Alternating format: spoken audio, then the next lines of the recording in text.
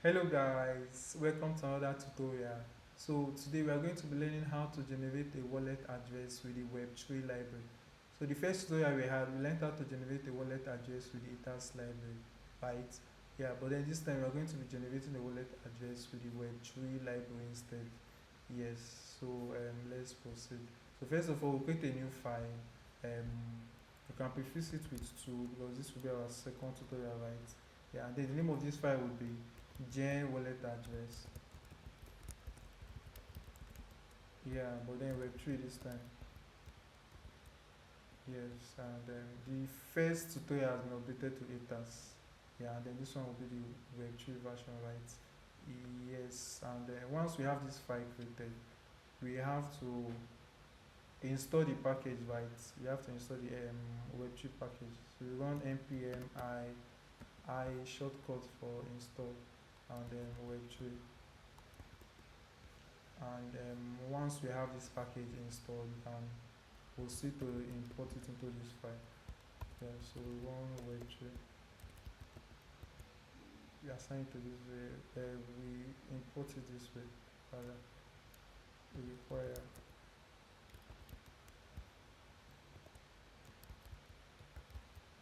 yes, and we actually import it this way as a named export file because Web3 is no longer the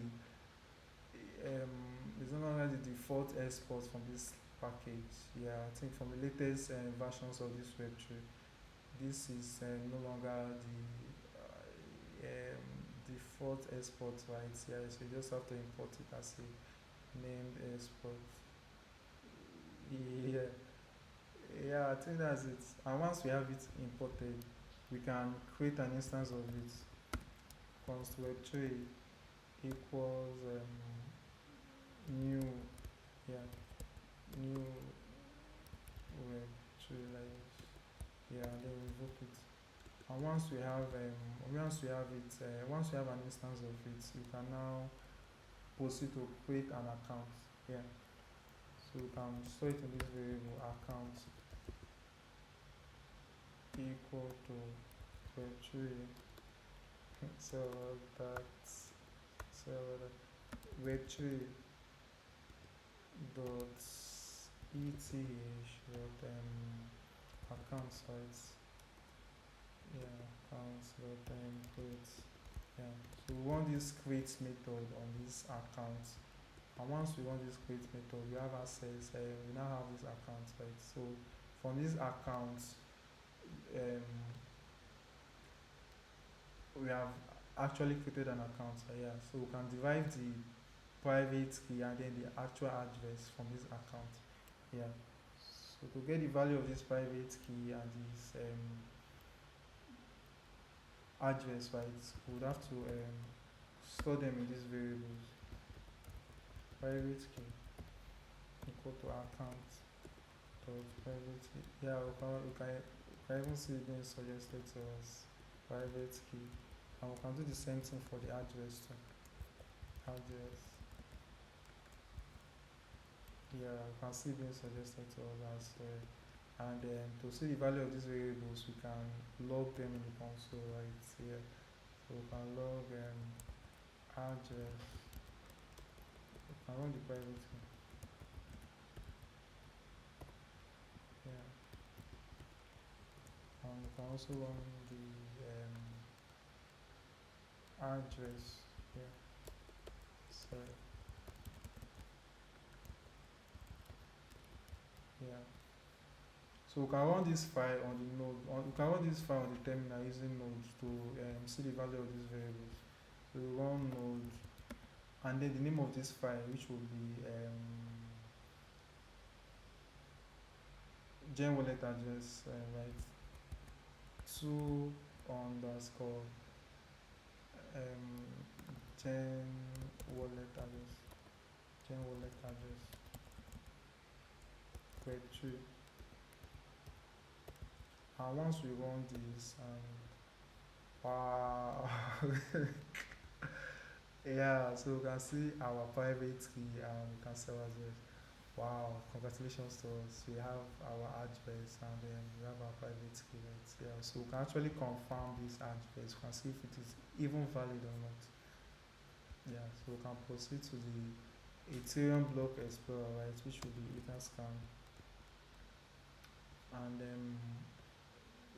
yeah, so once we enter this wallet address that we created, we can see it.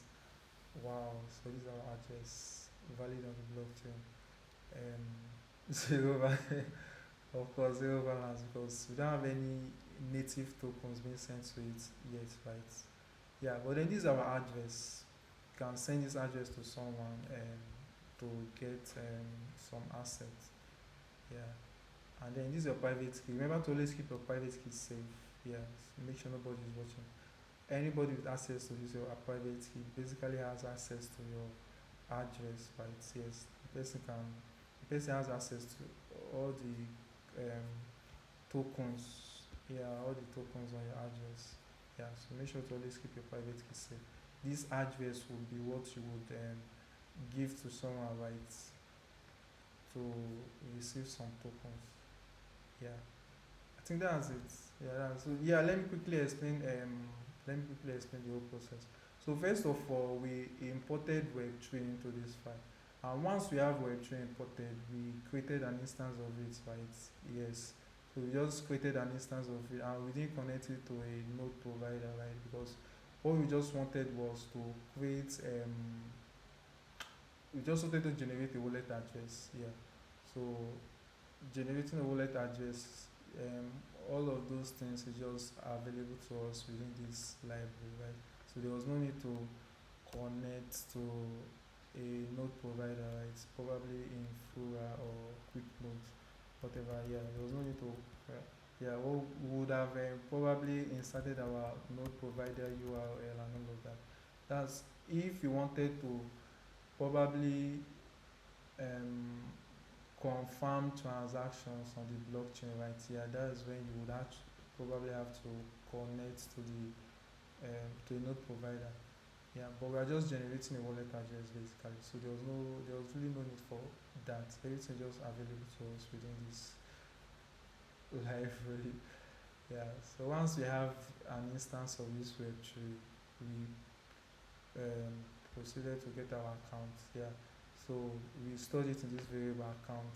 We run this create method on this account, right, to get this account. Yeah. So what this create method does is gives us that random 256 bits binary numbers, right? Yeah, something like just like how we had for the just like how we had with the Ether's library. Yeah, binary number like that up to 256 characters long. Yeah, just like that. And this binary number is actually your private key. This is your private key in raw binary form. Yeah, so this private key here is just this one, but then it has actually been converted. This is just like the hex um, variant of it. Yeah, but this is actually your private key in binary form. And then from your private key, yeah, this is actually your private key is actually gotten from this binary form, right? Yes. And then from your private key, the the public key is being derived from your private key through using the elliptic curve cryptography. Yes. So yes, you can actually get your from your private key you get your public key. Yeah. But then we don't really have access to your public key with this Web3 library because the public key is not really important in signing transactions, right? Yes. So it's just basically used in this process. Yes. But then from your public key you get this address. Yeah. So this address is just gotten from the public key using extra hashing algorithms and all of that. Yeah. And once you have this your address, yeah, that's it. The address is this what you would share to someone to get some tokens, right?